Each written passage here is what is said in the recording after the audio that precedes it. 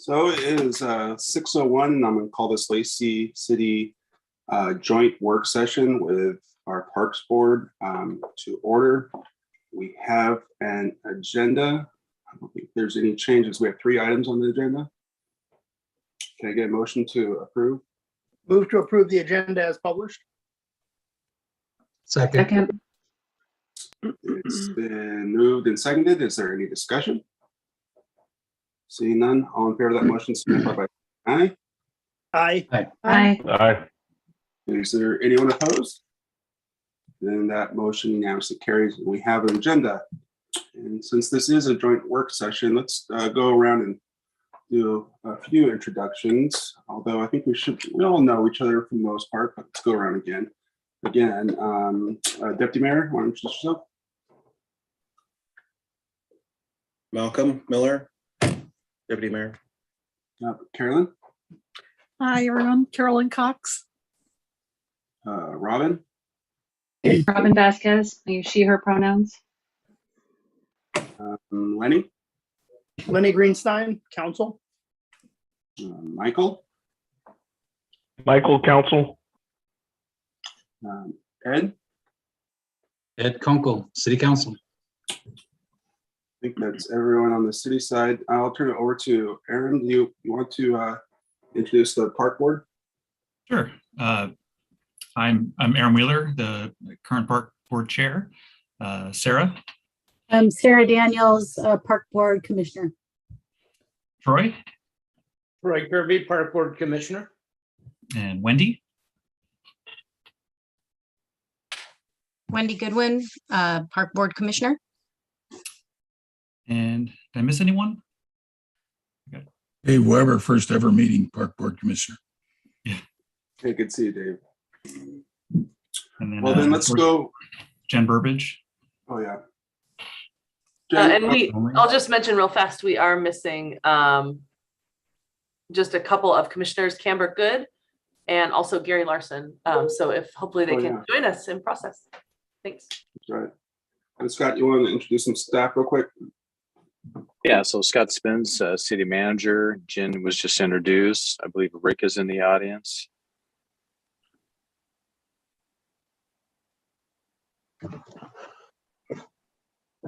Rick Walk, Community Economic Development. Rick Walk struggling. He's a great director. And I believe Ashley is supposed to be with us, but I don't see her on the screen at this point. Ashley, I know Ashley's right there. Ashley Smith is also here. Ashley, you want to introduce yourself? Hi, I'm Ashley Smith. I'm a project manager for the city. Great. Well, and I guess I'm not sure if I introduced myself. I'm Andy Ryder, Mayor of Lacey. Let's get right into. Hey, Andy, if I may. Yeah, go ahead. Sorry, I'm in contact with Camber. She's saying she can't get logged on. She's having issues. Can someone send her the link, please? Thanks, And Mike. then, Mr. Mayor, we also have 2 guests from St. Martin. So maybe if Rick would like to do introductions. Yeah, that'd be great. yeah, it'd be my pleasure. Tonight to join us for our first agenda topic is Brother Nicholas Wilson and also Andrew Moyer from St. Martin's Abbey. Well, then let's go right into that first proposed item, which is the proposed real estate purchase for Knock on Wood, a future police station.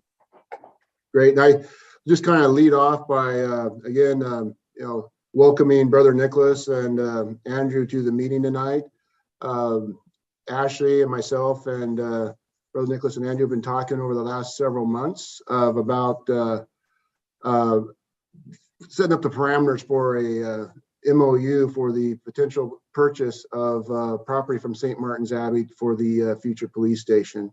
And as the city council may recall, this was a topic of our council retreat last spring. And so now we're just moving forward into this next stage and step. So tonight we are here to go over a little bit of background history of the project, the steps we've taken so far, kind of the basic parameters of the terms for the MOU and construction schedule. And Ashley will go through a presentation of slides to provide that background and the highlights. And then after that, we'll also invite Brother Nicholas and Andrew to also offer any thoughts or comments that they have, and also be available to answer any questions that the council may have as well. But for tonight, we want to highlight the MOU and also the construction schedule and the next step in the design process that we will bring back to council, the council meeting for formal action. So I'll pause right there just to see if there's any questions from the council at this point. And if they're not, we'll just switch it over to Ashley and she can lead off with her presentation. Any questions? Seeing none, I'll turn it over to you, Ashley. Thank you. All right, I'm just going to give a really quick overview of the project to date for the benefit of new council members as well as members of the public that may be viewing the presentation today.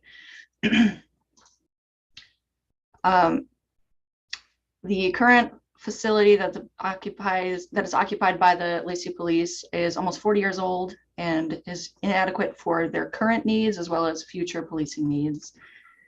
This was determined during a space needs analysis that started in 2019, followed by a subsequent facility master plan that we completed in 2021.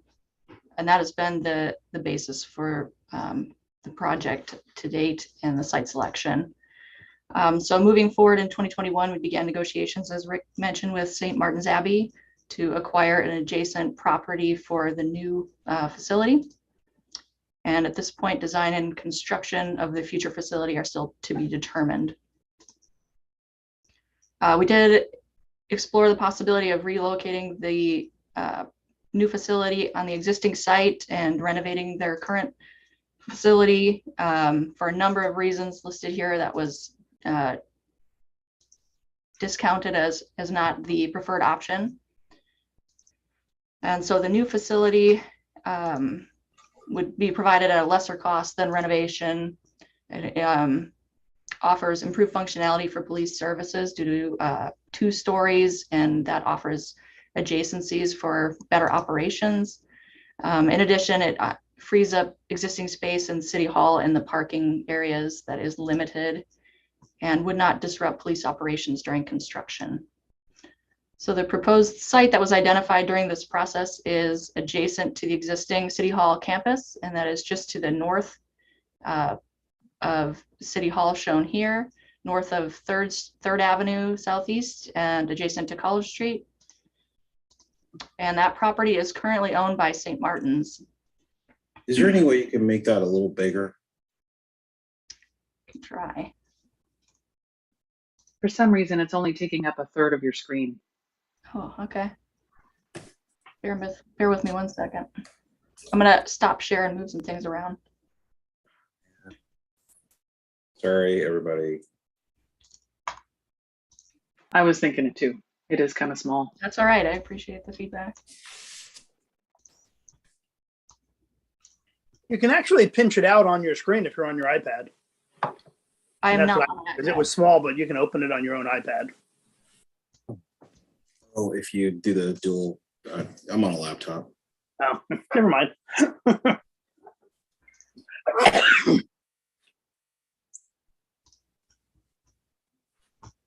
It keeps jumping to my other screen, unfortunately. Then we'll just have to go with it the way it is because we gotta get. Love technology.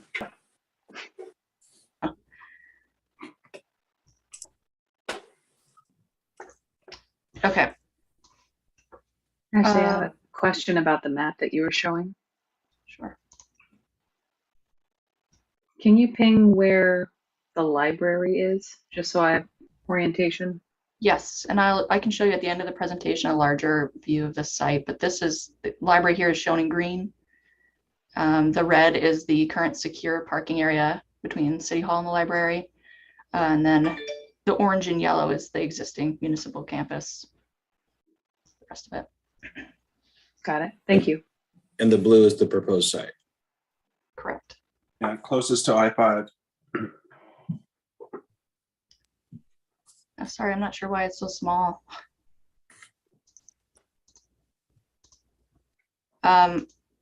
Okay, so to jump to where we are now, as mentioned, we've been in negotiations with St. Martin's for acquisition of that adjacent property. So we've drafted a memorandum of understanding between the two parties, the city and the Abbey, with points that we intend to bring forward with a purchase and sale. So I'm just going to go over some high level points included in the MOU. And of course, if you have any questions, feel free to ask. One is that the use for the property is limited to the police station operations and training, and also emergency management for the city. So that could include an emergency operations center. There would be no jail permitted in the new facility, similar to restrictions that we have currently. Holding would only be permitted up to 24 hours. Tree removal on the site would be minimized to the extent practical. So we're not going to clear cut the site or anything like that. The city would provide extension of utilities to the new site at our cost. And then I'll show you in a bigger map, but there will be an access road provided for emergency vehicles to egress. So there are 2 easements included, which again, I'll show you on a larger map. One is for a portion of that access road so they can access their adjacent property to the east, and then a second easement provided for a future freeway-oriented reader board to the north boundary of the property. And also includes participation by 2 Abbey representatives on a citizens advisory panel, and first right of refusal if the city were to sell the property in the future. And at that point, I'm going to turn it back over to Rick to introduce our guests.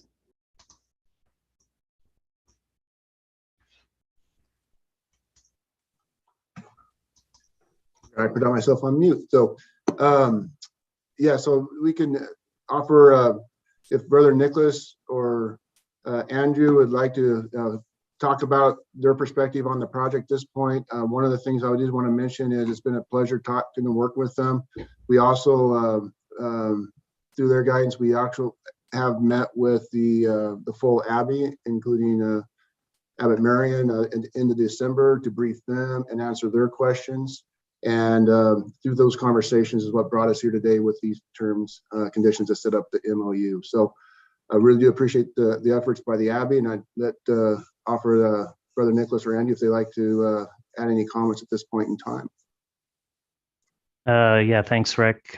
So just wanted to start off by thanking the city for our partnership and our good relations that we've had over the years, and looking forward to continuing that. Just as a point of reference, the Abbey and St. Martin's University are separate corporations, and it is the Abbey who is the landowners. So that's why we're dealing with us and not the university. And as Rick mentioned, we did have a meeting, a few meetings with the Abbey, and in late December we did approve a draft of the MOU that we're currently working on, and the Abbey is all ready to move forward with the process of selling the property to the city. Based on everything in the current MOU, the current version is being reviewed by the community. They've had about a week or so now, I think, to look it over, and there haven't been any real objections or anything to it. We are meeting again on Saturday as a community to kind of go over any final details. I don't foresee anything changing, since most everything that's in there has already been approved. Yeah, just thanks for the good relations. Looking forward to continuing. Does anyone have any questions? Andrew, Councilmember Greenstein? Is Chief Amato with us or no? I don't see him on there. I had a question really for him, I guess, in relation to this. I don't know if he's there, but Scott, maybe you can answer. Is there any concern? I know it's no different than we have now as far as not having jail space at all. Is that a concern for the police at all? Do they feel the need to have any more than the 24-hour ability? No, we've talked about that, and Chief could probably back me up on this. There's a lot of requirements that goes into having more than 24-hour, I'll say, on site. If you're securing someone on site, that's just another level of responsibility that we'd have to basically budget for, but also staff up for. So actually the current arrangement does work, and how this is outlined is consistent with what we currently have now. I'll let Chief step in if he wants to. Hi, good evening. Good to see everybody. I believe the question was, is the lack of a jail facility an issue? Is that correct? Yeah, I just wanted to get your perspective on it, Chief. Not that we would have a full jail facility, but if there was any need, or if you were comfortable with this arrangement for jail. Right. So, yeah, there's kind of an interesting value add to that. So operating a jail is a rather expensive endeavor, requiring additional staffing, and frankly, having to be in a lot of different conditions. We have arrangements offsite for those needs for the city. Our current capacity allows for the interviewing of suspects, the processing of arrestees for forensic purposes, those type of things, then transporting them to a permanent holding facility pre-arraignment, which works pretty well for us. And I think that model should continue in this new facility and should work very well into the future. Great, thank you very much. And I have one other question, if I can go ahead with the second. And that was just, what are there any specific plans for the current space once we move into the new police department? If I may, Councilmember Greenstein, the city is currently in the process of performing a space needs analysis to update the capital facilities plan, and that space will be investigated as part of that process to determine potential future uses. Okay, thank you. The plan is first to fully vacate from this space and fully occupy the other space, the new space. Right. So are there any concerns coming from the Abbey? Have we met all the concerns that coming from the Abbey? Yes. Okay. I guess, although I would note with one caveat, that they are meeting on Saturday, as Brother Nicholas noted. There can be something that could come up before that. Sure. Yeah, but to this point, I think everything has been met. And if something did come up on Saturday, it's going to be like a last minute sort of thing. So, and I don't foresee that. Great, Deputy Mayor. So just real quick, how far along are we with the purchase and sale? Is it fully executed, or are we just still kind of in the putting it together phases? Part of it is this first negotiation of these terms. The next step is to formalize the MOU and start process on doing the detailed design work, which Ashley will touch upon with her last few slides here in a little bit. Part of once the MOU is established, then the city will take the lead in creating the boundary line adjustment that will create the parcel.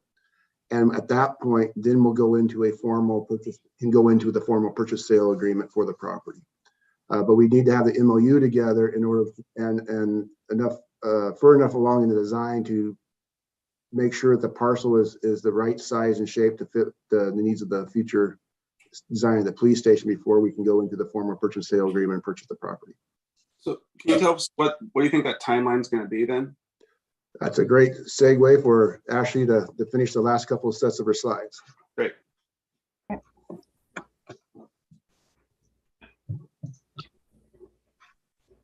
We'll start with this. Can you see this image full screen? Yep. Now, okay, great. Yes. So this is I have a housekeeping outside my office. I apologize for the noise. This is an expanded version of did the colors just disappear on you as well? It did. Yes. Okay. 1 second.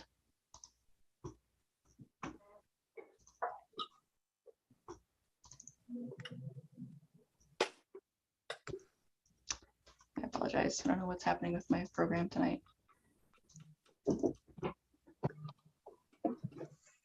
What's approximately the acreage there?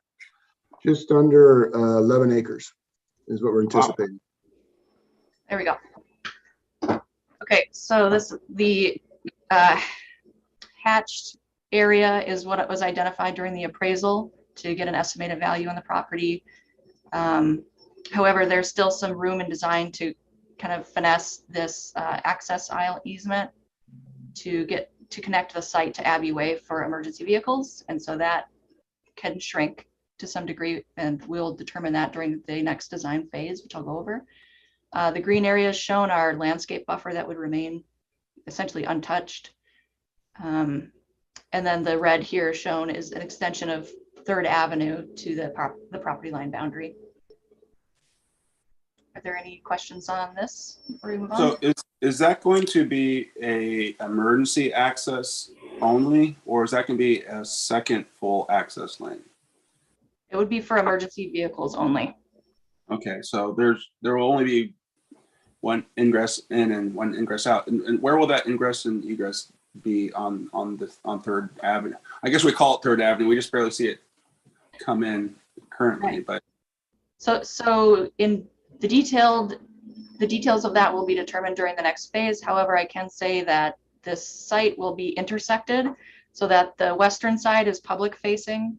Public access will be provided onto 3rd Avenue, and then the rear eastern side of the site will be fenced for secure access. So there'll be another access point off of 3rd Avenue for that, as well as the ingress egress onto Abbey Way down here. So there'll be 3 access points in total. 3 access point total. Okay, but so we're not making that access to Abbey Way a normal full lane? No. And what's the reason for that? Well, one is you have the general public access facing 3rd Avenue, and then there's that cross pollination through the parking lot as you come in front of the library. But this dedicated access to Abbey Lane is for that secondary access that the police department needs to be able to have alternative routes to get in and out of the facility in case of emergency response situations. And so that will be a secured area, because again, it's just like our parking lot behind between City Hall and the library. We need to have a secured area to park the vehicles and equipment. And that access is one of the points into that secured area. So it look like have a gate across it, very similar to what we have at the existing parking lot behind City Hall. Oh, I got it. So that'll be a gated entrance. Correct. Will just be used most likely by the police department. And that would be here at Abbey Way, or 6th Avenue Southeast. I was just going to add too, just in the agreement too, is if the Abbey ever develops or builds on the property to the east, they will utilize that access to Abbey Way, and at that time we would relocate the gate back to the appropriate distance to maintain that secure access to the facility, but also allow the Abbey access to that corridor.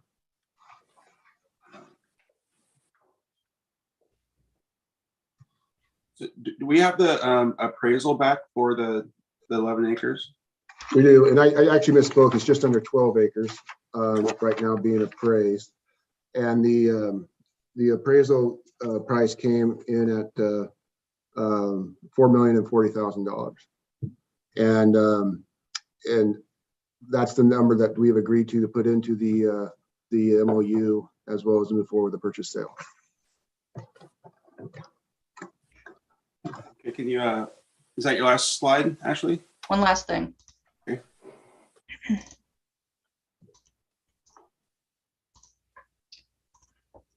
Okay, so to answer your question about next steps, Mayor Ryder, we are here at the beginning of the design phase. If we were to proceed today with solicitation for a design consultant, that would put the start of construction in spring of 2024 and occupancy in the end of 2025. You can see we've included approximately a year for public outreach. And the target that we are trying to get to first to proceed with the purchase and sale, as Rick mentioned, and clearly defined where that boundary line adjustment needs to be, is this 30% design here shown at the end of 2022. So to accomplish that, we would need to start immediately, as soon as possible, with solicitation of a design consultant and proceed with that 30% design. So city staff is asking for approval to proceed with that solicitation, with the understanding that a contract would be brought forth in front of council for award at a later date. Are there any questions on the schedule? Yeah, I mean, the big question is when do you expect this to go on the ballot? Well, that's the other part of this piece is we're forming that, Chief Almada and his team are forming the community advisory group. They're going to start that process, and that's going to also help determine through that conversation of when eventually it will get to be proposed on a ballot in the future date. So there's still some steps and conversations that need to occur before we start talking about a date for a ballot, because it's still got to look through the design phase. You got to have the community conversation and feedback, and then that out of that process, we'll be looking at a target date for ballot measure. I believe Andrew has his hand up for some comments as well. Andrew? Yes, can you hear me now? Yes, you can. I just wanted to ask if it'd be possible, Ashley, to get a copy of that project schedule, not necessarily for publication, but for records. Yes, absolutely. Councilmember Greenstein? I guess I'm just looking for a little bit of clarity. So I get the project schedule, but the ballot measure, I guess I'm a little confused as to how far can we go before we get up this on the ballot? Because, you know, how much do we want to do and spend before we get the public's approval to actually go forward? Yeah, well, I guess that's what the whole council is thinking about right now. Like this is a timing issue, right? I mean, is it a 60% threshold, or is it a 50% plus one?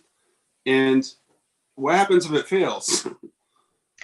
So if I may, in a perfect world, if funds were not an issue, we would take this design all the way through and have construction documents ready for a new facility as funding became available.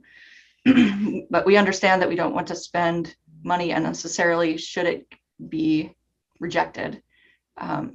So our recommendation is to proceed up to include a 30% design, which would give us some realistic basis for cost estimates.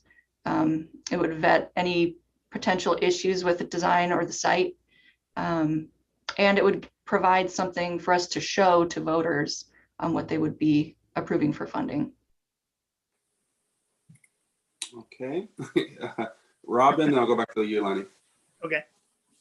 And I think, yeah, my question's along the same lines. If memory serves, when we were talking about the Greg Cuyo Master Park Plan, the cost of design is a quarter or a third of the total cost of a project. So are we looking at about a third of the cost for the design work? And do we need 30% of a third to get to that 30% mark that we need to be at? Not exactly. For just the 30% design phase, we've estimated about $600,000 as a preliminary cost. And then the fees subsequent to that would be negotiated at a later date. Lenny? So Mayor, if I could, I think the critical steps here, one is that the MOU is to a point where I think both sides have a general understanding of what the major interests and goals are, which is a good step. Obviously, we'll finalize that, and if the Abbey agrees, then obviously we'll bring that to the council. That would allow or pave a pathway for purchase of the site, which is obviously over $4 million. We do have capacity in the budget because we did budget about $5 million, so there would be enough to at least do the 30% schematic design. So if council support that, we can at least start that process. And then as chief works with an advisory board, that will help guide the process of what potentially the actual footprint's going to be, help define the costs, also help define the access road coming off Abbey Way, because that is a critical piece of the MOU, because again, the Abbey has interest to make sure that we take just the appropriate amount of property. So that's a critical piece that we do want to identify. And then as we get through that part of it, then we need to have a discussion again with council. What is the appropriate timing once we go through that process in terms of going to the voters? So you're still sort of dancing around the question. When do you think you're going to be ready to go out to the voters? So based on using the Transportation Benefit District as a template, we believe the majority of this year is going to be used to providing information to the public. So I don't see the November ballot being realistic. So that would be a discussion point, I'll say late fall or say early winter, of at what point does it make sense to do a public request for a bond measure? And then again, that's a council discussion. So that could be more likely a special election. So that could be a February or April, or it could be, a primary general of 2023. Back to you, Lenny. So that brings up a couple of questions for me. So first of all, if we go other than November, it's more expensive to go to on a ballot other than November, right? Because it's not a general ballot. I mean, I'm in full support of this plan. I mean, I think we need a police station. I think there's no question about that. I don't see this as a difficult push to the public. I think we're going to get overwhelming public support. I really don't have any fear about that at all on this. So from my viewpoint, I would like to see us go out sooner rather than later, because the way this looks to me is we're going to spend about $5 million before we go to the public and ask for money. Is that, am I reading that correctly? Yeah, based on the discussion we had at the retreat, we said it did make sense to secure the property if we could. And so we're now at the final stages of that to provide a better understanding of what that design is going to look like and have something to show to voters.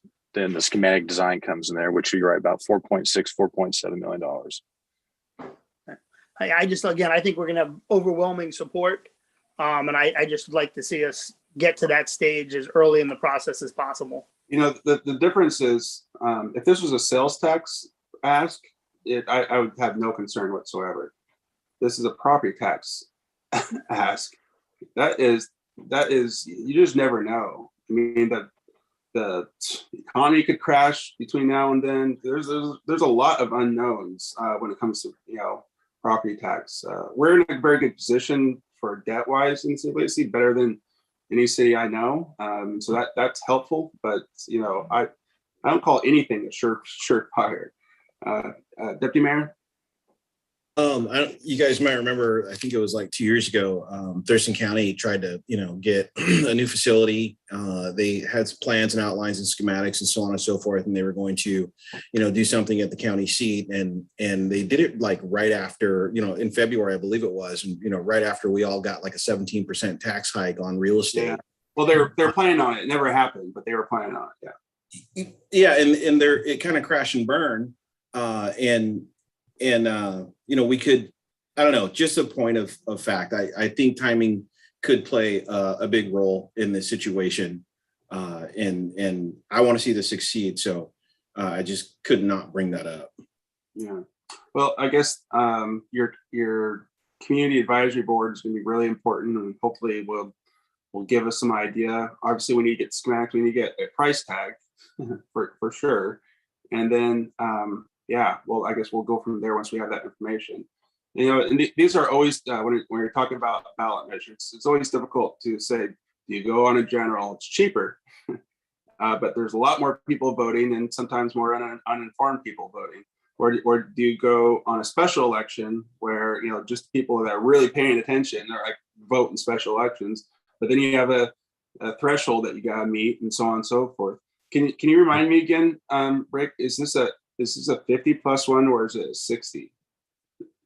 It's 60. 60. It's 60. But that's the other part of this process too, is using that community advisory group as that public process, and then also they will be out there to inform the public as well. So it's a learning process in order to set up for whatever the council conversation is in the near future about when to go out, which whether it's a general or special, what the ask is, and how, and the timing. But also, though, as we know, you got to have a plan to inform the public so they know what they are looking at. And so this is what this whole process is going to be going forward. So maybe you bring up a good question. So there's a 2-point or a 2-part threshold test. So it's the 60% or supermajority test, but you also have to meet a minimum turnout of 40% from the last general election. So you have to meet both of those criteria to be successful. Mm-hmm. So that, okay. Well, Councilmember Vasquez has their hand up. Okay, go ahead, Councilmember. Well, that's valuable information since fewer people typically vote in special elections. Yeah. So I assume the thought is that strategically giving that community advisory group time to do their work increases citizen engagement. But golly, what if we get a lot of engaged citizens, but not enough to satisfy the 40%? Maybe that's unlikely. The question I had was, what is the deadline by which we would have to know if we wanted to try to do the vote this year, or if we're looking at a special election? I assume it's not right now, but I'm guessing it's sometime in the summer. Yeah, last time I looked, I think you're looking at 2 to 2.5 months prior to the date of that election. Is typically when council would have to put a resolution forward to put something on the ballot. That sounds about right. Is there any other questions from council? Well, I just want to, thank that Abby for remaining being just an amazing partner with the city of Lacey, and not look forward only to this partnership, but future partnerships. I know we're looking at a roundabout in 6th Avenue, and we're looking forward to that joint venture as well. That's going to be a major change for our city as an introduction to Midtown. So I want to thank you for that as well. Okay. Mr. Mayor? Yep. Go ahead. Could we get a yes or no on council's approval to proceed with solicitation for design services? I'm Michael Stedman here. I would say yes. Is that a motion? Sure, I'd make a motion. Okay. Is Second. there a second? Is there any discussion? I really don't like making decisions during work sessions, but in this circumstance, this will come back before us. Won't this come back before us? Yes. It will. We just need to initiate the process. Well, then all you need is a yes. We don't need a formal motion then. Well, yes, have it come before the council, and we'll have a vote. Then we don't need a formal motion at this point. Well, just to be clear, we're going to solicit for an RP for schematic design from architects and engineers, and then once we get qualified architect, we'll come back to council to award that bid. Well, so you do need a motion because you're going to be spending money. Okay. Is there any other discussion? Okay, so worst case scenario, if we continue with this acquisition and it becomes a city parcel, and it gets chopped up and we acquire, but we don't get the support that we need, then what do? Do we just hold and retry, or how does that? Well, that's a good question. I think we discussed that a little bit at the council retreat, and this is maybe a model that the school district will use, or even a fire district will use, is that we know we have a need for a future facility. A component of that is buying the land or securing the land. And so having the land is an important first step. So if for some reason the community says this is not something we want to do at that time of vote, we still have the property that we can basically retool the ask and go out again shortly after, when the timing makes sense. Yeah, I think it's important that we acquire this parcel, and we have there's no way that we're not going to have to grow. So I think the acquisition is a great thing, and I just don't know, I just had to ask that because if worst case happens, and we may be at this for another season. Yeah, if it fails, then we'll have to do some more community work and go out and figure out why it failed, and then address it at that time for sure. Yeah. Is there any other discussion? Yeah, right here, Mayor. Okay, sorry, I can't see everyone. Go for it. I would just like to see us leverage as much reserves as possible to show that we're doing our part. Yeah, I agree. Well, the acquisition is coming all out of reserves, that's for sure. So it's nice to be able to secure the land and get to that 30% design all on reserves. And so we'll have a better idea of what it's going to look like once we get all that information back and we get true cost and figure out what else we have in reserves compared to what the ask is going to need to be. But we need to obviously do a little work between now and then. Is there any other discussion? Seeing none, all in favor of that motion signify by saying aye. Aye. Aye. Aye. Aye. Is there anyone opposed? Then that motion unanimously carries. Thank you. Thank you, Mayor, Council, and thank you, Ashley. Thank you, brother. Okay, now we'll go on to the joint work session with the board of park commissioners. Sorry, we had to get a little business out of the way there. I'm gonna turn this back over to Jen and to Aaron. Great, thank you so much. Good evening, everybody. Let's see, we do have our joint park board city council work session this evening. And so if the park board of commissioners want to go ahead and unmute their cameras, we're just waiting for our spot. And while they're doing that, I just want to note that, we have Commissioner Good. Do you want to introduce yourself, Camber, real quick? We already introduced everybody else earlier. Hello, I'm Camber Good, and I'm glad to be here today. Good seeing you, Camber. Thank you. And we're just missing one commissioner, and that's Gary Larson. So we apologize for that.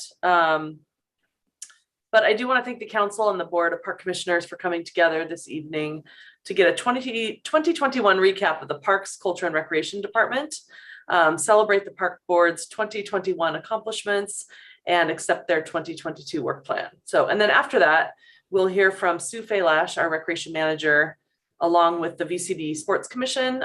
Jeff Bowe and Annette Pitts will be joining us, and I think I might already see them in the room, so that's good. So we've consolidated our presentation for tonight into one slideshow, and we'll be passing the narrative around, at least for the first 3 bullet points on the agenda. And as usual, we're super excited to show you lots of pictures and let you know what we've been up to. And so with that, I'll start us off with a brief overview.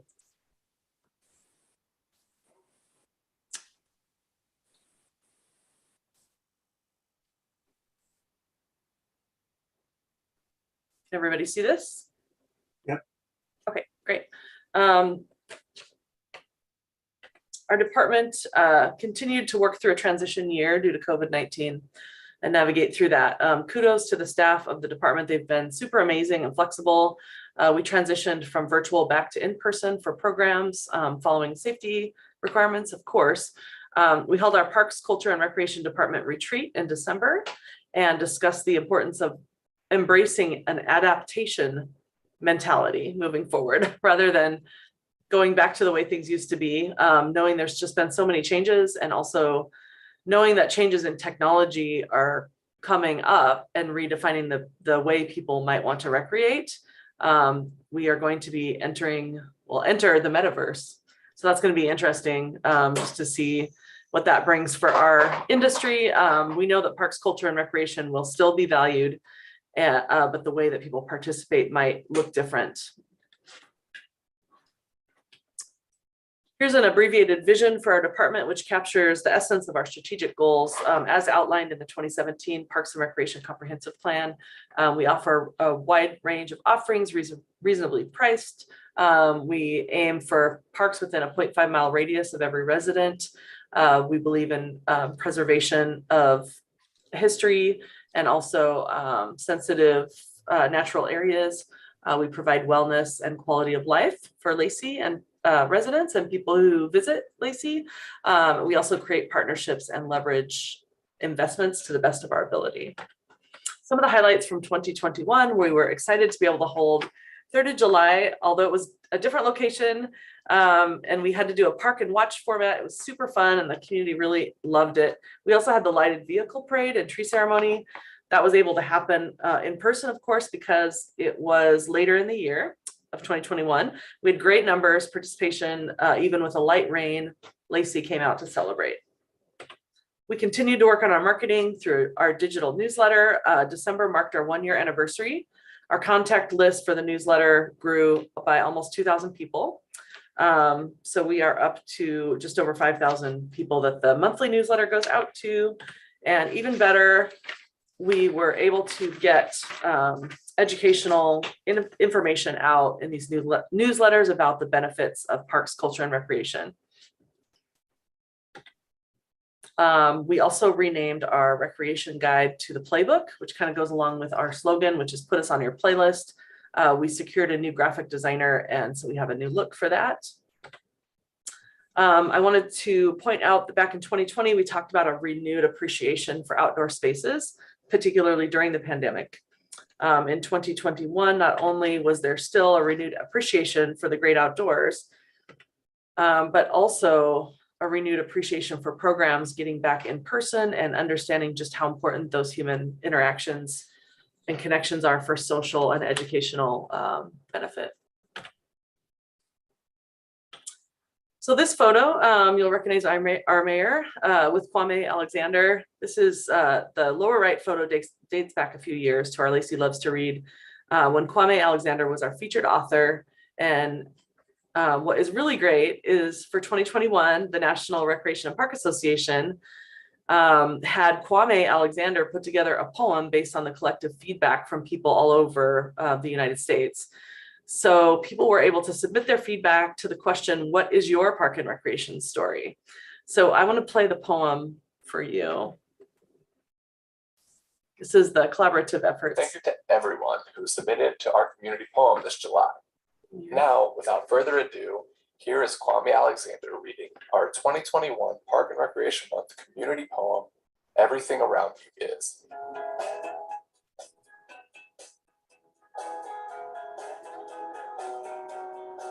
Everything around you, our parks and recreation story.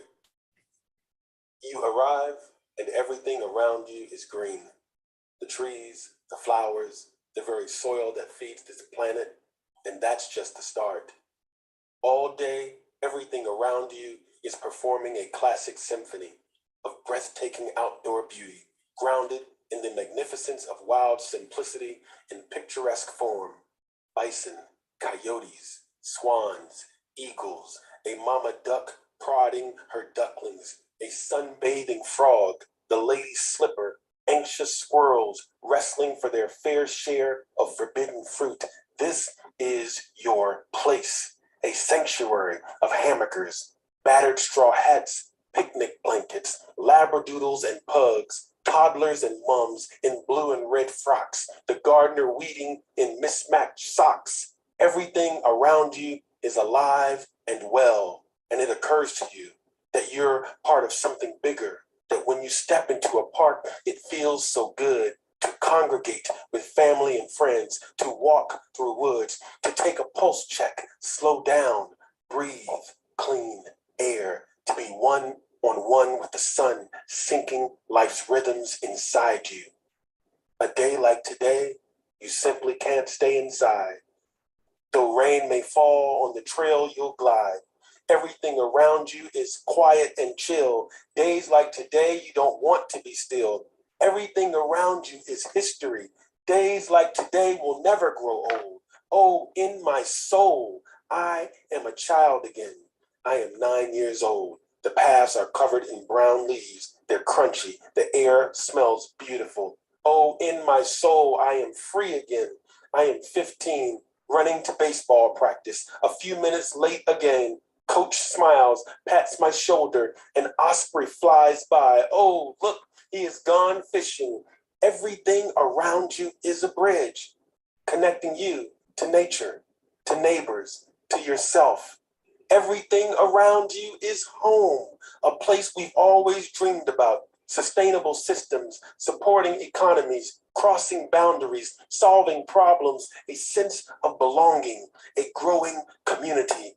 Everything around you is a story, is a fallen tree, is a soaring heron, is a lazy river, is a drumbeat of dragonfly wings, is purple and blue hues, is a paintbrush palette of botanical shades, is mountain air, glass mirror, lakes, and open skies, is the cold gray of the past year, is heartbreak, is lockdown, is love, is nature anticipating, is tranquil peace, is poetic meditation, is no more class, is children playing in summer, is hiking, is heat, is hope, is family reunion. This is your place to live, to learn, to work, to farm, to play with everything around you.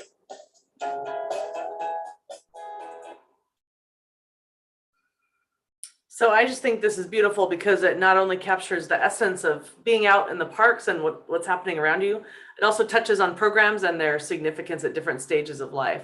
So pretty cool. I only wish former Deputy Mayor Pratt could have heard the poem, and maybe she's in the audience.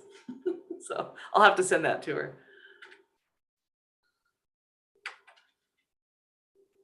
Let's see.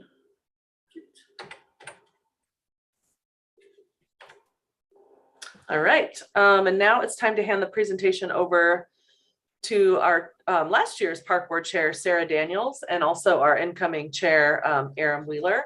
But before I do, I just really want to thank them so much and the rest of the commission for their work in 2021. It's been another, of course, it was a busy and challenging year, but remote meetings did not get in the way of moving Lacey Parks forward in a positive way. So thank you, commissioners, for your dedication and your volunteerism.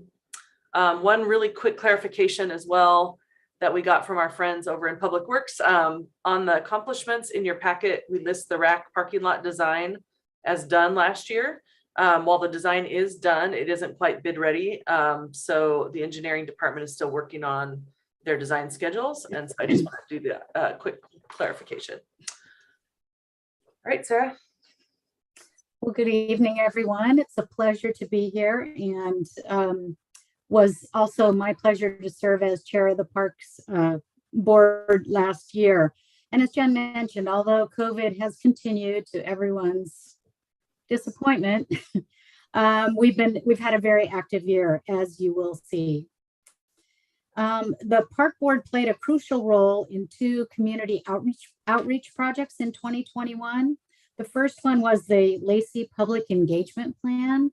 The intent of this project was to identify areas where the public would benefit from additional information, as well as topics where the city might benefit from clarifying public priorities and preferences, always important.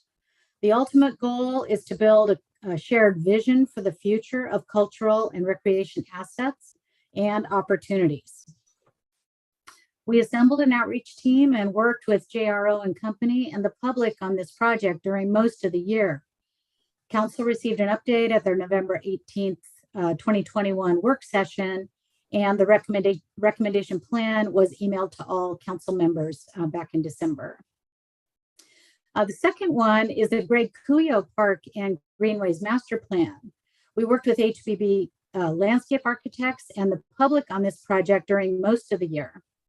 That project culminated to the point where Park Board made a recommendation to City Council to adopt the master plan, which happened last week. The Park Board approved a 5-hole expansion of the Woodland Creek Park Disc Golf Course in partnership with South Puget Sound Disc Golf Association. This was completed and open for play in 2021. The Park Board also recommended the updated RAC 20-year financial plan to City Council, which you also approved. So there are a few other noteworthy achievements that the board would like to acknowledge. The Board of Park Commissioners renewed open public meetings training. Not always exciting, but it's very important and always helpful and informative. And as the council knows, we expanded the Park Board from 5 to 7 members for increased community representation. I'd like to really thank the council for their support in that recommendation that we made. And I'd also like to just say as a side note that we're very excited to have a youth representative for the first time in 2 years. Declan Line has been active in our meetings for the past several months, and it's just a pleasure to have youth representation on the Parks Culture and Recreation Board again. So at this point, I'd like to turn the presentation over to the Park Board Chair for 2022, Aaron Wheeler, and certainly looking forward to Aaron's leadership and appreciate his balanced demeanor and sense of humor and just welcoming energy. He's a wonderful leader, and we look forward to his leadership this year. Thank you. Oh, thank you, Sarah. That's super nice. And thank you, fellow commissioners and city council members, for giving me the opportunity to present the 2022 work plan.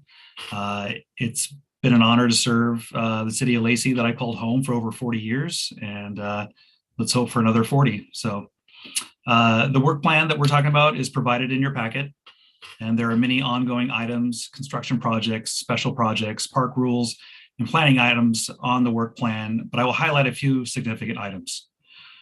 The Park Board will continue to work with staff on community outreach. The outreach team's initial work is done, but they have graciously agreed to continue on a focus group to be activated when needed moving forward. The park board will be working through the recommendations from the JRO and CO report. Another area of community outreach in the coming year will be in regards to the Park Culture and Recreation Comprehensive Plan update. And as in the past, the park board will work with staff on this important 6-year update, which last took place in 2017. Work for the 2023 update will start this year in 2022. At the Regional Athletic Complex, the parking lot video camera project that was delayed in 21 will be completed. And that project will be getting underway just this month. Also, the RAC, the gravel parking lot conversion to actual parking lot, including light security cameras and a bus pullout area, will get underway. In addition, we will be taking a look at an updated RAC Phase 3 concept designed for multi-use fields that the 26-acre parcel across the Marvin Road from the current baseball complex. This is an example of what it could end up looking like. The Woodland Creek Food Forest project should be underway soon as well. This is a 1-acre pilot project with partners our Common Home Farms, St. Martin's University, Thurston Conservation District, Rooted Revival, Lacey Rotary, and others. Of course, as you know, the Greg Cuyo Park and Greenway Master Plan is on the work plan for 2022 and has been finalized early this year. In addition, we will need to make to the work plans in the Phase 1A improvement for the park. We look forward for another great year of engagement with the community and the wonderful Parks Culture and Recreation Department programs and projects on the board's work plan for 2022. And I'd like to make a special thanks to Jen Burbidge and Sue Falish and Sarah for providing such great work for the park board every month. So thank you so much. And thank you, fellow commissioners and council members. We appreciate the city council support and ask for acceptance of the 2021 accomplishments and our 22 work plan. We will also be happy to answer any questions you may have. Are there any questions? And I assume we'll get an update on the Regional Athletic Complex Economic Impact Report after this approval. Yep, that'll be coming next. Can I get a motion to approve the Park Board of Commissioners 2021 key accomplishments and accept the 2022 work plan? So moved by Councilmember Cox. Is there a second? Second from Deputy. Discussion? Any discussion? Seeing none, all those in favor signify by saying aye. Raise your hand. Aye. Aye. Aye. Is there anyone opposed? Then that motion unanimously carries. Thank you, Mark. Thank you. Thank Yeah. you so much. Thank you. Okay, so we would like to introduce our partners. Actually, I'll turn it over to Sue. I see Sue's on here. But before we get started, we've seen a great Cuyo Park outline. We know we're into next steps. We know you have a lot on your plate, but I'm pretty sure this council is unanimously in favor of us moving forward on the first phase as soon as we possibly can. Can you again give us a timeline on when that will be? I mean, my apologies, Mayor. I did mean to mention that we do need to at the next park board meeting, they'll need to amend that work plan to reflect the Greg Cuyo Phase 1A improvements and a financial plan as well. So when they discussed the work plan in November and approved it in December, we still weren't done with the master plan at that point. So thank you for mentioning that. So so the timeline. This has got to be one of our highest priorities from our council. You know, we've been sitting on this property for a long time. You went through an awesome process. You know, several of us on this council, hate consultants, but they did an amazing job. We're ready to. We have the reserves.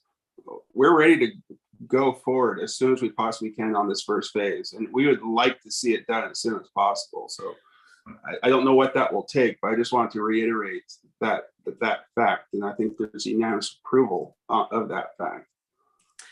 Sure, and we'll be back. Actually, staff is already working on getting that quote for the design services. And so you'll see staff back here, gosh, probably within about 3 weeks is the intention. So Okay. That's good news. Thank you. I just as fast as possible. we're having a joint work session, so I'm just throwing it out there. Yeah, thank you. I'm glad you brought that up. Thanks. May I say something? I just want to say, compliment Jen. We went through the summer with the Greg Cuyo thing, and even when there were concerns, even when there were people, we heard them out. They didn't always get their way, but diplomacy is never about anybody ever getting everything they want. But I think that that's going to cause a lot of people to be happy with the end result because we listened, we tried to make amends, whether it was road concerns, etc. I don't think you're going into this with a bad experience of, wow, we didn't know this was happening. We really listened to a lot of people. So I want to compliment Jen on that because it was hard. And I think we learned a lot from other experiences that we don't want to ever have again, of people getting upset because misinformation gets out there. So I just want to compliment her on that. Absolutely. I think you guys did an amazing, the whole Parks Board did an amazing job with the outreach, everything you did with the consultants. They just did an amazing job. You know, that's a transformative piece of property. And there's very few times you see a transformative piece of property in a city like that. And so we're very excited and we couldn't be happier. We just, love to see a financial plan to see it get built out for sure. Right, okay, then let's, is Sue gonna come in and talk about the economic impact along with Jeff? Yep. Yeah. So I'm just going to do a quick introduction. Jeff Boanita from the Olympia and Beyond. They have been instrumental partners for the economic development aspect of the regional athletic complex. We work very much in relationship with them in, we provide them with the data, but they take it and then they put it into their economic calculator. And it's been very much a win-win situation. They help us bring different situations and different community groups into the RAC and the city of Lacey, not just the RAC. We've had golf, we've had pickleball, we've had senior games. It's been a very instrumental relationship. I think it's a very valuable relationship. And I've enjoyed working with both Jeff and Anita in seeing what we can do for the city of Lacey. We're coming out of COVID, obviously, but I think 2021 was actually a really positive year for us. We had a lot of use. We had a lot of different types of organizations that were still wanting to come out and use the facilities. I think 2022, I can't wait to see what that happens because we've got even more interest in not only just our park, but the combination of ours and Rainier Vista and the different facilities we have are going to be phenomenal. So I'm going to turn it over to Jeff and Anita. They do have a slideshow and they do have some of the statistics that they helped us to get together to show you tonight. So Jeff, Anita, it's all yours. Thank you, Sue. So I'm wondering if I should share my screen or if I should just let folks know to advance the slides. I'm only going to kind of be sharing information pretty quickly at the beginning, and then we're going to hand it right off to Jeff. So, Annette, I'm driving the slideshow, so you just tell me when you want me to change. Fantastic. All right. Well, thank you. Thank you again for letting us be here. We really appreciate it. Being the marketing organization for Thurston County, we're so thankful for our communities, partners like the City of Lacey and the Parks Department, and having attractions like the RAC makes our job so much easier, especially when you are going through such difficult times like we have all been in the last couple of years. Jeff, you can go ahead and advance. The first thing I wanted to share is just the economic output of the overall work that we've done this last year. The City of Lacey invested $100,000 with our organization, and of that, $80,000 was for destination marketing as a whole, and $20,000 of that was for sports tourism marketing specifically. And without going through all the numbers and making you fall asleep, we were still able to bring back over $1.2 million into Lacey proper. So we think that's a really great ROI. And, to bring $12 back into your economy for every $1 you've invested, especially during a pandemic, I think is something to be really proud of. So that partnership that we have with your community and specifically with the team at the RAC is just, it means all of the difference to everything that we do. Jeff, if you want to go ahead and advance. And the last thing I will share with you before I hand it off to Jeff is just, I think there is often a lot of questions about, what is the work that we do at our organization versus what is the work that the Sports Commission does versus what is the work that the folks at the RAC on. So this little diagram, looking at the top is going to show you two different pathways. One at the top in the orange is going to show you how we, through our destination marketing work, bring folks into the community of Lacey. Whether it's through advertising, public relations, what have you. We hope to get folks planning, we get travel booked and then bring them to your area. Obviously, looking at this path, looking at the boxes in green, it's a very different path that we take to bring people into your community when it comes to sports marketing. And this is very much a partnership with the folks at the RAC. They're absolutely experts in their field. But the folks at the Sports Commission, namely the leader at the Sports Commission, Jeff, who's going to talk to you in more detail, he's really an expert in his field too. So we put a lot of work into the marketing that both, the RAC and the Sports Commission do. Each of our teams put a lot of time and energy into that. That eventually reaches the sports event organizer, and then they will reach out either to the facility or the Sports Commission or both, depending on what their needs are. And through that process, we wind up bringing people through booked events into the RAC. So with that, I am going to turn this over to Jeff. Well, thank you, Annette. And I'm just going to join the mutual admiration club with Sue. I just wanted to reiterate what a fantastic partner she is and the staff at the Regional Athletic Complex, Sean, Finney, and the maintenance crew. The feedback that we get from sports organizers is that this is one of the top facilities and most well-maintained, cleanest facilities in the state. And so the city of Lacey is to be congratulated for that. Lacey City Council, thank you for this opportunity to talk in front of you, and also to the Parks, Culture, and Recreation Board. Thank you also for this opportunity to share. I want to just go backwards a little bit. I know that we've presented some of this material before, but there are some new council members and some new Parks and Rec Board members. So I wanted to just talk a little bit about a Sports Commission, and Annette sort of alluded to this in her presentation, but sports commissions are extremely important for destinations that want this market, that want sports business, and I'm talking specifically tournament business. And so what sports commissions do, what we are trying to do is to work with our municipalities to certainly promote the area as a destination, which is part of the normal track of work that we do, but also provide direct sales support, attending trade shows, talking directly with sports event organizers, advertising, providing promotional materials. We're putting up rights fees or sponsorship dollars where necessary. That's what the LTAC dollars are used for specifically. We are involved in event management, mostly event support. It could mean that we're standing out under a tent, handing out water to volunteers, to athletes. It could mean a variety of things, but we consider ourselves a huge partner with those particular sports event organizers that need that. We are always available for facility studies to provide information. We are particularly engaged with the economic impact calculations, as Sue mentioned, and I'm going to talk a little bit more about that in a moment.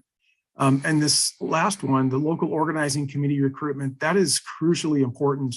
And that is absolutely what a sports commission is designed to do. And when we start talking about health and wellness in a community and the importance of sports and how fun they are. And particularly after hearing Aram's presentation and Sarah's presentation about just the parks and recreation and the culture piece.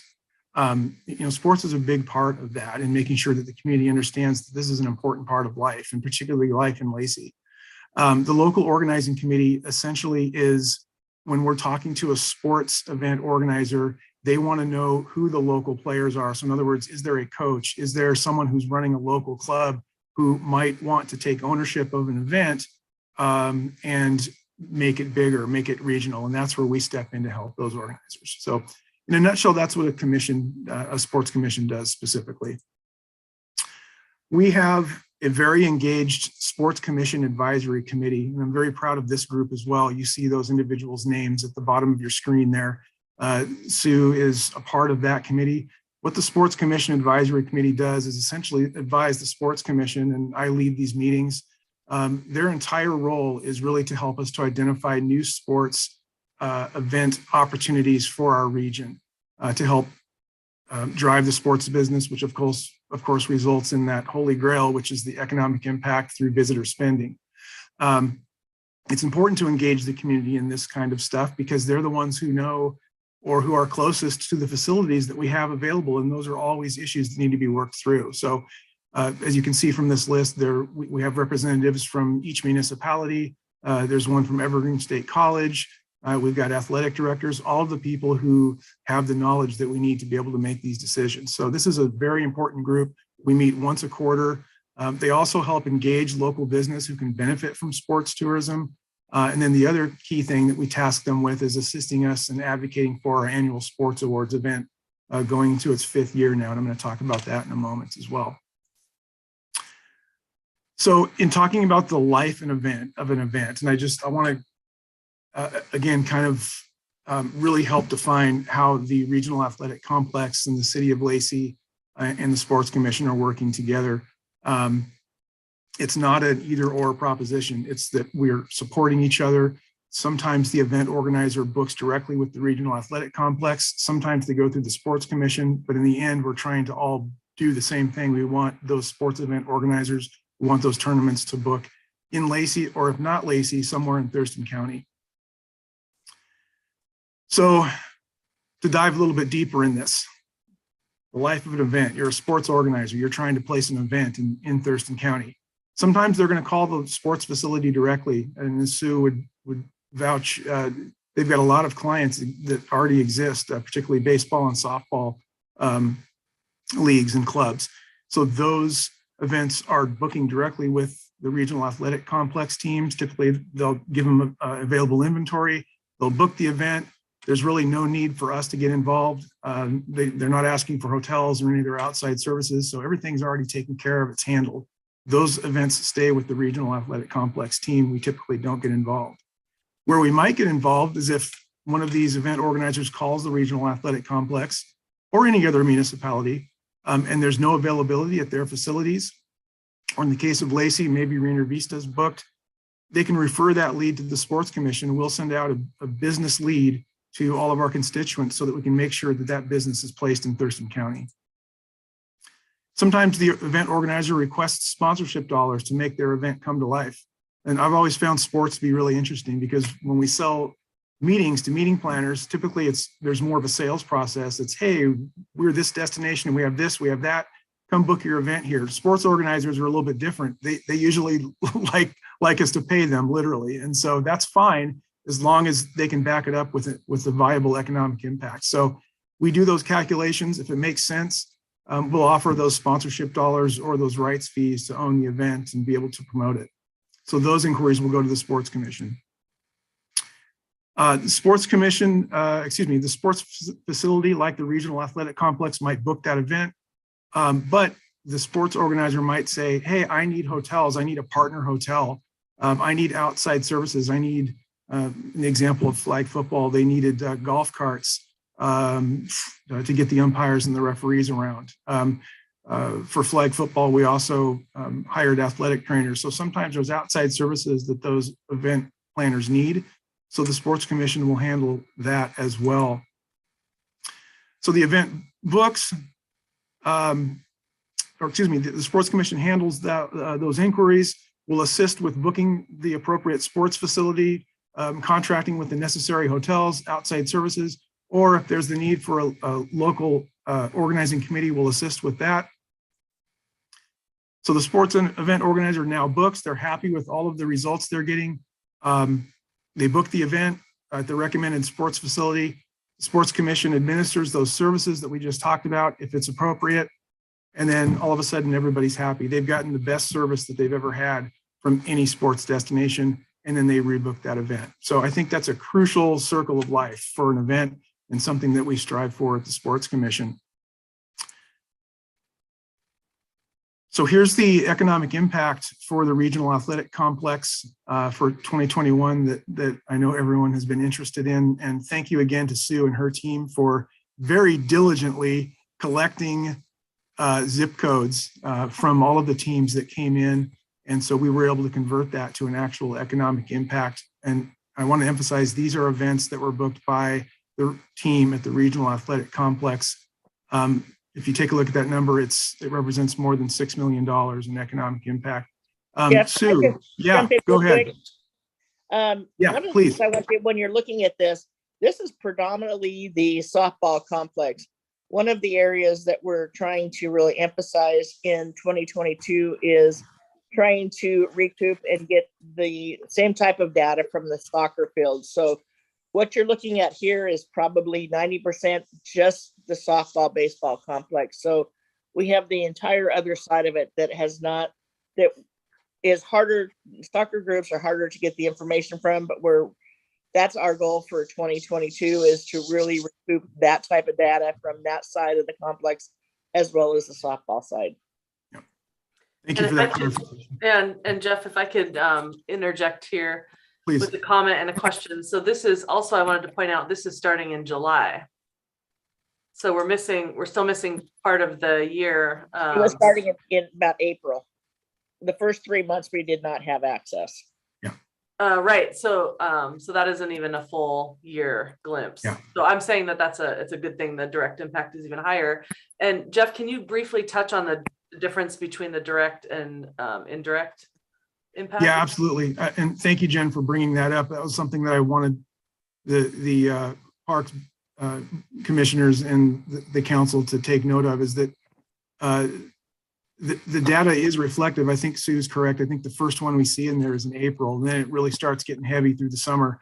Remember, the governor didn't open up events until I think June. And so, and that's why 2021 is still such a transition year for sports. And meetings for that matter, but sports came back quicker, particularly the ones that are outdoors, which is why you see the regional athletic complex doing well and actually positioned very well coming out of the pandemic. So I think that's positive.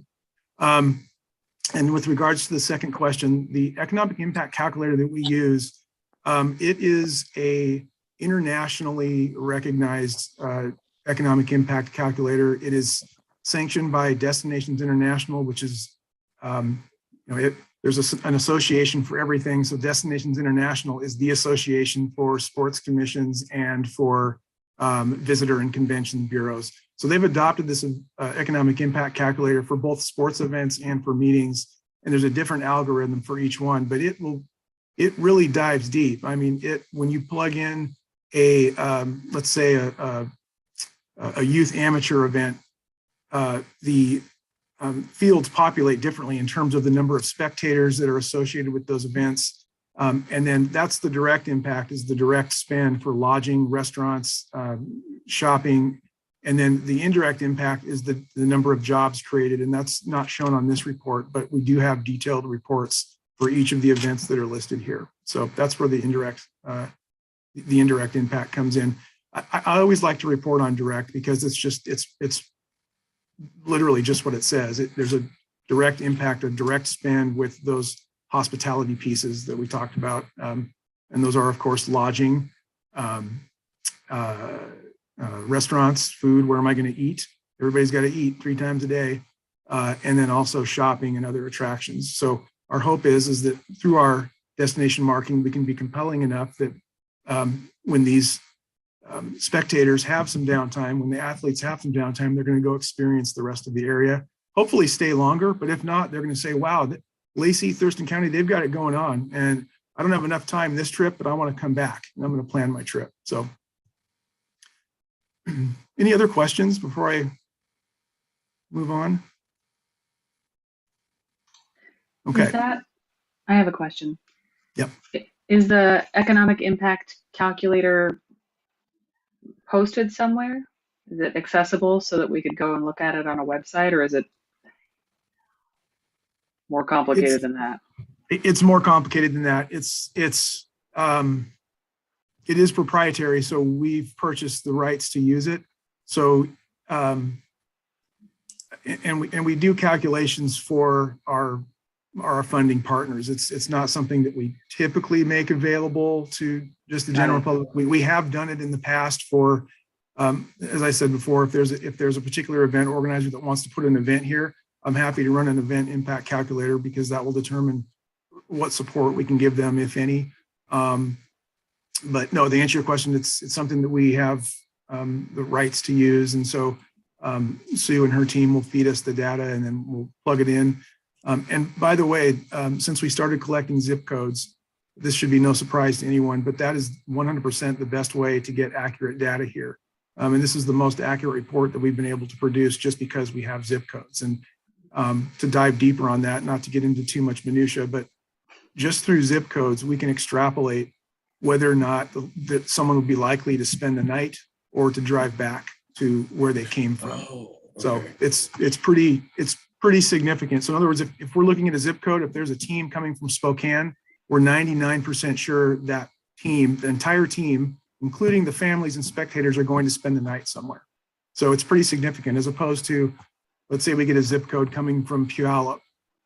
If it's a multi-day tournament, maybe they'll spend the night if they know they have to get up early and play the next day. But if it's a one-day tournament, the likelihood of them driving to and from is pretty high. So that's another thing that the calculator figures. Hey Jeff, if I may, Councilmember Stedman here.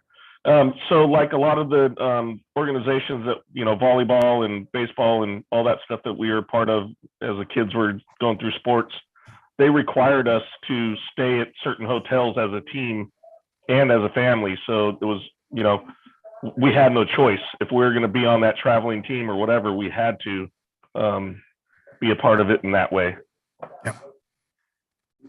Yeah. Thanks, Michael. That's an important point. And that's underlines the previous slide is if you've got a serious sports event organizer that is trying to put business in a hotel for whatever reason, we're the conduit to the hotels. We have relationships with all of them. And for events at the Regional Athletic Complex, we want to source hotels in Lacey. It just makes sense for every reason under the sun. Other questions? Okay. I'll keep moving on and then we'll have an opportunity, of course, for questions at the end. So Sports Commission results, the stuff that we've been able to track and that we've had our hands on. As I mentioned, 2021 is a little bit of a transition year. We were still tracking quite a few cancellations and postponements with tournaments. Many of them were indoor tournaments. And those cancellations, and we call them lost business, that we tracked, there was 9 of them at about a $1.5 million economic impact. So a little bit of a transition. I think that, as I said, sports is coming back. It's the first market to come back quickly. But there's still some event organizers that are postponing, and there's travelers that are still not quite sure. And so it makes it difficult sometimes to put on a successful tournament if you're not sure who's going to show up. In terms of bookings, we tracked 6 of those, and then there's a couple others that were booked outside of Lacey. So I wanted to just differentiate that. I just put the Lacey bookings here. 6 of them representing almost $1 million in economic impact. It does include 3 rebookings for Great Northwest Athletic Conference championship events, basketball coming up next month in March, softball, baseball, and then flag football, Reach the Beach, and then ultimate Frisbee as well. And then just to close, I wanted to really, numbers are important, but I think that so much of what the Sports Commission does, there's an anecdotal piece to it. I wanted to talk about 3 specific events. One of them was Reach the Beach, which is a cycling event. Starts in Lacey, started at the rack this past year, actually, and then ended in Westport, Washington, the beach. Thus the name.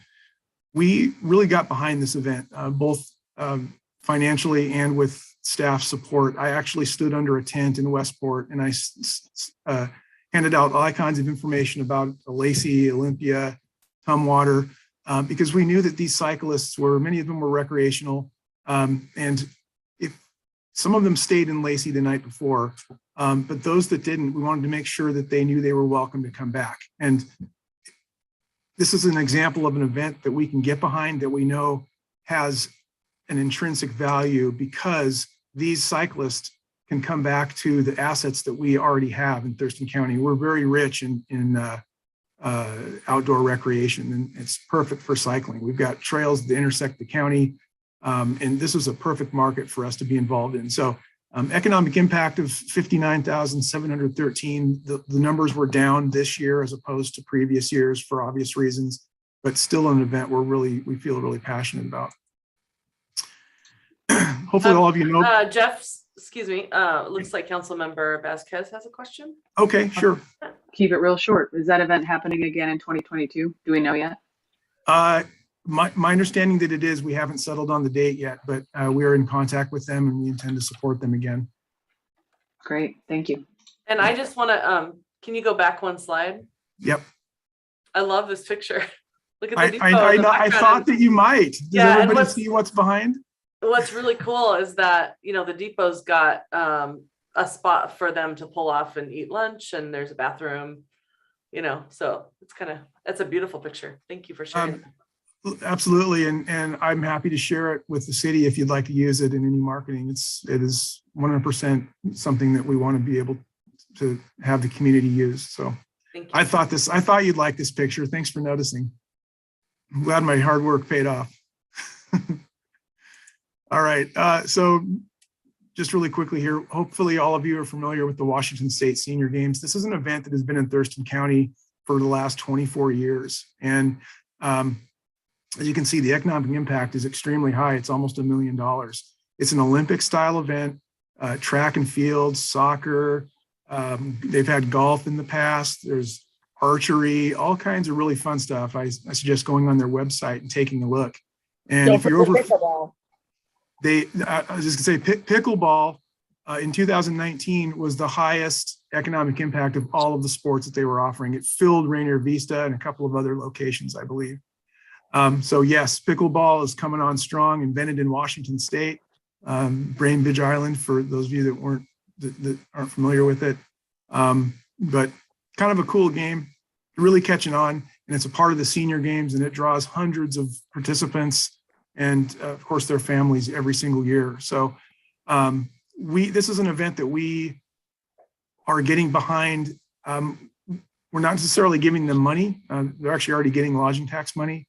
But this is an event that we are supporting. I'm actually serving on their board this year.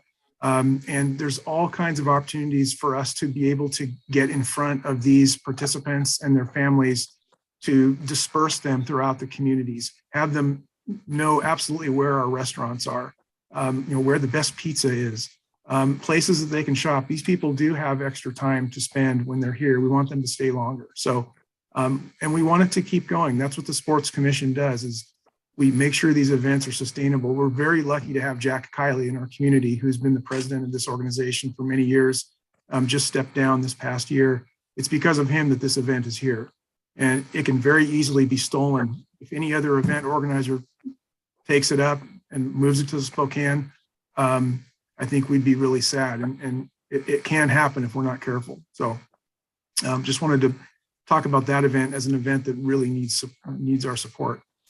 And then finally, I wanted to talk about the golf championships. I've reported on this before, but I'm just going to keep coming back to it because it's just such a big win for not just Lacey, but all of Thurston County. Gary Larson was absolutely instrumental. I'm assuming it's the same Gary Larson that's serving on your Parks Commission? No, it's a different. Is it? Okay. Okay, I wasn't sure. Gary Larson. We asked that as well. We asked that as well when we were interviewing them. Okay, yeah.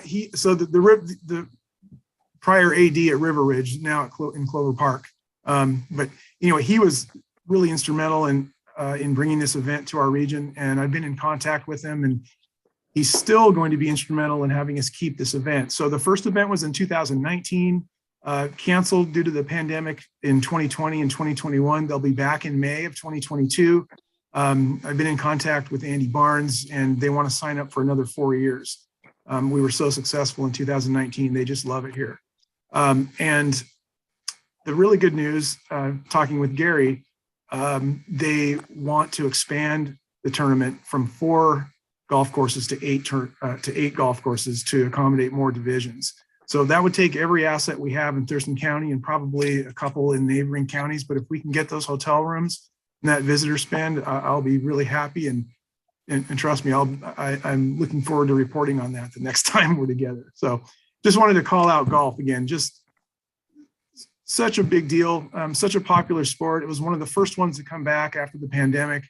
And so I see this being an event with some real longevity in Thurston County. So finally, just a quick shout out for Sports Awards. This will be our 5th year administering the Sports Awards. We invite the community to nominate your local sports heroes, and that's not just high school, but collegiate. And I'm going to throw it out there, local athletes, local volunteers, people that have been coaching Y-ball for the last 10 years. I mean, the people that are really immersed in sports, we want those people nominated for these awards. Jack Kiley was our Sports Legend of the Year last year for all of his work with the Washington State Senior Games. And it's really important that we recognize these individuals and also just establish a sports culture and a culture of health and wellness. And that's the idea behind the Sports Award. This doesn't draw any overnight stays, but this is something that is as important as any annual meeting in terms of making sure that we get our message out. So if you're any kind of sports enthusiast, please mark that date on your calendar, and I'll, of course, make sure to send more information to you. This is the event for you if you're into sports of any kind. So that's it for me. With that, Annette and I will be happy to take any questions. Can you stop sharing your screen? I will. Are there any questions?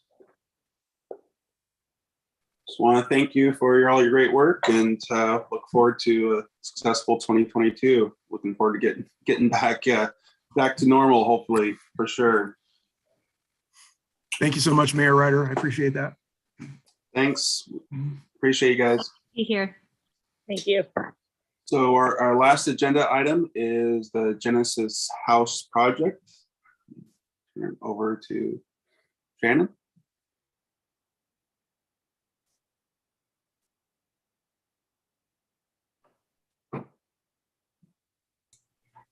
Well, good evening, Mayor, Deputy Mayor, and council members. I am here to brief you tonight on the Genesis House project, which has been a few years in the making.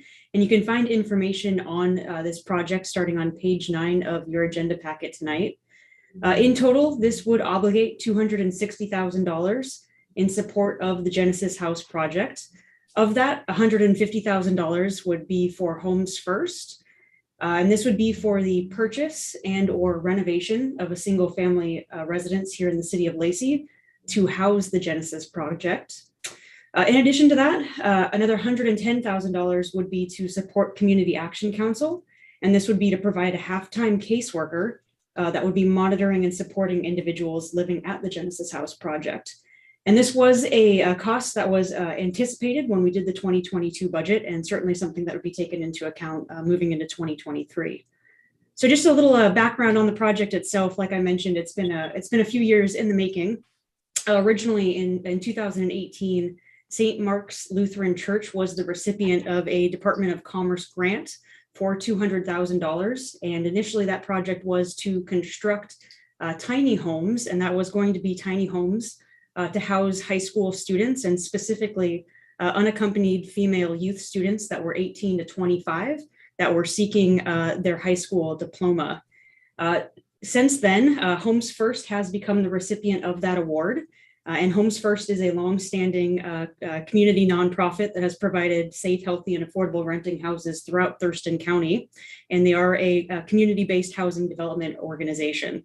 And so they had been working with the Department of Commerce for the past year to get that grant transferred over so that they could actually purchase a single family residence, which is what they typically purchase, and use that for the same purpose that was initially outlined with the St. Mark's agreement. And that would be to, again, house unaccompanied female young adults aged 18 through 25 while they were obtaining their high school diplomas or GED equivalent.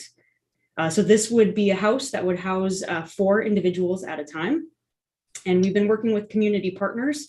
And like I mentioned, ultimately, Homes First would be purchasing the house. They would be doing any renovations for this project. The city would be providing funds to help with that purchase in addition to the Department of Commerce grant. And the city would also be providing funding to Community Action Council for a period of time to provide casework, a half-time caseworker for this project. I'd be happy to answer any questions that the council may have about the Genesis House project. Are there any questions? We've been working on this for a long time. This has taken some twists and turns over the years. We thought we were going to build a house, and that didn't pencil out, and we went a couple different directions. So now we're back here. Something we've talked about for a while in this council. Not new, but this is a new iteration of it. Councilmember Greenstein. Yeah, I just have one question. So we'll be able to house 4 people at a time, correct? And 18 to 24 working on their high school diploma, that's all good.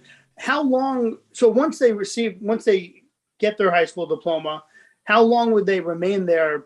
I'm just kind of wondering how many people we can put through. When do the next 4 come in, kind of thing? That's a great question, Councilmember Greenstein. And the contract does read while working to obtain. So the idea would be that shortly after, obtaining that degree and, moving on from the house to bring in more individuals to make sure that they're working towards a degree in the future. Will there be anything that specifies how long? And the reason I'm asking is, obviously they get their diploma. That doesn't mean they have a job immediately. I'm just wondering, I'm hoping there's some time frame there to get them to that next step. We're not, you get your diploma and you're out the next day kind of thing, right? Is there anything specific in there on that or no? It's not specifically outlined in the MOU, but we could certainly incorporate some language to that effect. Thank you. So go ahead, Deputy Mayor. So in the end, after they complete the course and get their GED, are we talking about job placement services or turning them on to other resources where they can begin those types of things? Or is there something that, what's that kind of outlook on that?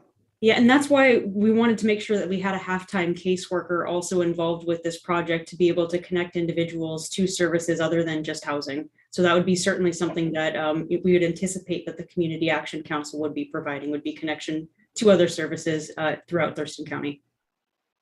Thank you. Go ahead, Councilor. I just had a quick question as I was reviewing it and in your description. First off, this is exciting. This is really cool. I'm new to this, so I'm very excited to see that this is close to moving forward tangibly. Why only 18-year-olds? Are there liability issues with unaccompanied minors that are under the age of 18? Yes. Okay. Are there any other questions? Can I get a motion, please? Oh, is this a briefing only? It's just a briefing. I don't need a motion. We'll certainly take the feedback that I heard and then get that incorporated into the draft MOU for other partners to review. Great. With that, we've reached the end of our agenda. Before we go, this is a joint meeting with our Parks Board. Is there any Parks Board commissioners that want to bring anything up that we need to keep our eye on, or I'll turn the floor over to Aaron to see if there's anything you want to discuss with the City Council. This is a joint meeting, and now it's time to give some feedback to the City Council if there is anything. Yeah, the only thing that I thought of is if there's no vote for that parcel that would be purchased from St. Martin's for the new police department, it would make a beautiful park. Well, let's hope we don't have to go. Let's hope we don't have to go that direction. But you're right. But I know I don't have anything. Any other park commissioner wants to use this opportunity to ask a question to the City Council, feel free to. Otherwise, I think we're good to go. Okay. Deputy Mayor? Yeah, just for the parks people, man, the parks in Lacey are really nice. And no matter where you're at, you're like within walking or riding distance of a park, and they're all really well kept. And, the trails are nice. You can ride a bike, you can walk. I think what you guys do is phenomenal, because you guys I know you guys set the standard for the county, period. But we just have an incredible system, and I have yet to meet anybody who's got a complaint about it. Yeah, absolutely. Thank you, The park system is definitely a big part of the makeup of our city. And like I said, that's why we're so excited about the Cuyo Parkway, the GCP, I guess. And, and the thing is looking back at the plan and on things that, were sort of set aside because of COVID, it'll be nice to get back, to some of those things as well. And I guess the other one thing that we need to continue to talk about and figure out a way forward is how we build a baseball type stadium as the next phase, either in a partnership with St. Martin's. Also, we have a great relationship with St. Martin's. There's an opportunity there, but it's sort of the one thing that's missing out of our park system is like a professional, a championship type of baseball field. We just don't quite have it. We don't quite have it at the RAC. It's more softball oriented, and it's the one thing that we would love to see a little bit more of. And so just keep that in the sort of the back of your mind. What partnerships can we create? What can we do? What is it going to take to get that done? Because I really think it would be a great draw. It'll be a great addition to our parks, whether it's in a partnership or wherever. And I just love to see that happen. We've been talking about it in the periphery for a while. I know you guys have a lot on your plate, but every once in a while we'll get a phone call from Woodland Bat League saying, "Hey, I'd love to come to Lacey. What's a partnership?" And I'm just like, "Yeah, I'd love for you to come to Lacey. We just need to figure out the stadium side of it." So, do you have anything you can add to that, Jen or Scott? Hey, Andy, if I may, Sure. Councilmember Stedman, I just wanted to add that Lyle Overbay and Jared Sandberg, we have a lot of professional baseball players from this region, and a stadium of that caliber would only bring more talent to future professional teams as well as college scholarship opportunities as well. Yeah, I agree. I mean, it's just, I'd love to see it happen. We've been sort of talking about it a little bit here and there, but we just have never quite got to the next steps of what it'll take to make it a reality. So I agree, Mayor Ryder. It certainly is, a passion of mine as well. I'd love to wear like a Lacey baseball cap, and have that Woodland Bat League, and especially with the so many of the minor league baseball teams kind of being dropped by major league. There's huge windows and opportunity over the next few years to make something like that happen. So hopefully we can maybe pass another MPD that could address that in the future. Yeah, we'll have to make it happen. I was just going to say, there is a lot of interest, and we do have some opportunities that we're currently exploring. Great. Well, keep us in touch, and we'd love to see a path forward on that. That's for sure. Okay. Well, with that, we've reached the end of our agenda. Thanks, everyone, and I'll see you next time. We'll call this meeting adjourned. Thank you, Council. Thank you, everyone.